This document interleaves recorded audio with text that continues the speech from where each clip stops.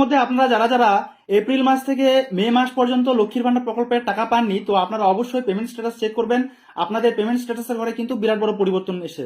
হ্যাঁ বন্ধুরা, আপনারা অনেকেই স্ট্যাটাস দেখতে গিয়ে হয়তো অনেক সমস্যার সম্মুখীন হচ্ছেন। তো আপনাদেরকে আমি দেখিয়ে দিতে চাই যে লক্ষ্মীর ভান্ডার প্রকল্পের স্ট্যাটাসের ঘরে আপনাদের বিরাট পরিবর্তন হয়েছে। তো তার আগে আমরা দেখিয়ে নিব যে স্ট্যাটাস কিভাবে দেখতে হয়। তো তার জন্য আপনাদের social security dot West Bengal gov.in এই ওয়েবসাইটে চলে আসতে হবে, অর্থাৎ লক্ষ্মীর ভান্ডার লিখে গুগলে সার্চ দিলেই কিন্তু সর্বপ্রথম যে ওয়েবসাইটটি পাবেন সেখানে ক্লিক করলেই আপনারা এই পেজটিতে চলে আসতে পারবেন। ঠিক আছে, আর এখানে কিন্তু নিচের দিকে দেখতে পাবেন জেনারেট ওটিপি, আর এখানে নিচের দিকে কি ছিল ট্র্যাক অ্যাপ্লিকেন্ট স্ট্যাটাস, কিন্তু সেই ট্র্যাক অ্যাপ্লিকেন্ট স্ট্যাটাসটা এখন নিচের দিকে নাই, এখন উপরের দিকে চলে এসেছে।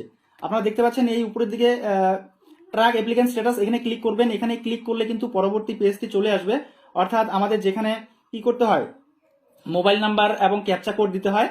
তো এখানে ক্লিক করলে কিন্তু আপনাদের পরবর্তী পেজ চলে আসবে। এখানে মোবাইল নাম্বার এবং অ্যাপ্লিকেশন আইডি নাম্বার দিয়ে অথবা আপনারা আধার কার্ড নাম্বার দিয়েও কিন্তু দেখতে পারেন। এই জায়গাটায় আপনারা Aadhaar card number, mobile number, Swasthya Sathi card number কি দিতে হবে আপনারা দেখতে পাচ্ছেন। আশা করি আপনারা প্রত্যেকেই জানেন।